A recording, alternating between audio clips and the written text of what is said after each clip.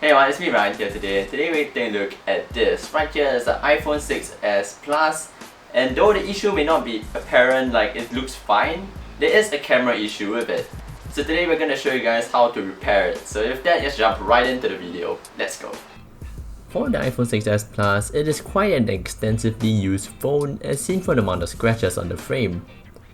It's so many scratches to the point that, well, the paint is coming off the frame, so you can tell there's been rubbed a lot.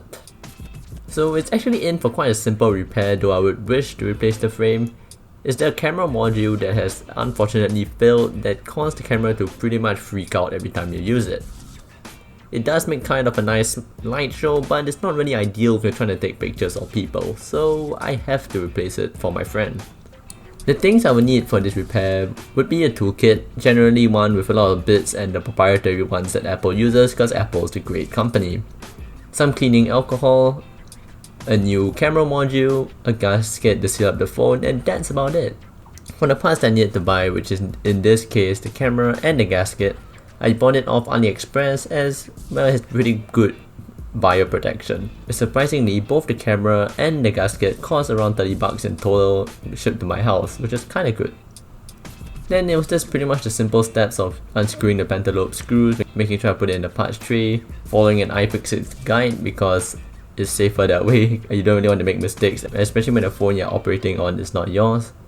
Though this repair, I generally felt more stressed as it's not really one of my family members' phone, it was more of my friend's phone, so breaking it would be not an ideal or an option over here. The most tricky part of the repair would be aligning the display connectors. So after I remove the screen and I'm about to reassemble the entire phone, it's very hard to put back the display connectors because it's really like tight. There's all three of them in one small area, and if you press wrongly on them, you could end up bending the pins, which are really not easy to fix prior to my previous experience on my Samsung Galaxy S8. And other than that tricky part is the adhesive on the phone to seal it up, as that somehow doesn't really adhere very well and sometimes it's a bit tricky to get both half of the phone to get stuck together.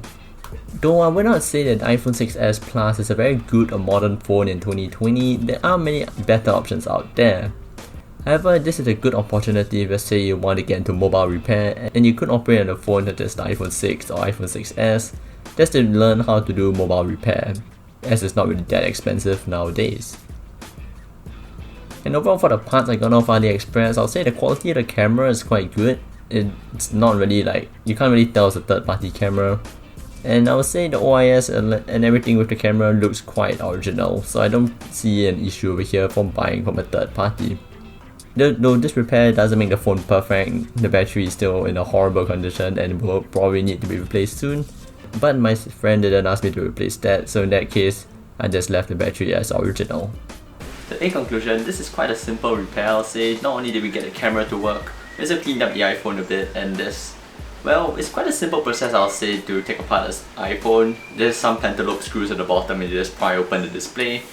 But inside it's a bit tricky, especially with some of the connections that are really tight and it's very finicky, so sometimes you have to move the display up halfway only, then you can open up the rest of the connectors, or sometimes it's just really tight. So if you all just want to try this for yourself, I mean, I will link the parts in the description down below if you all would like to try so.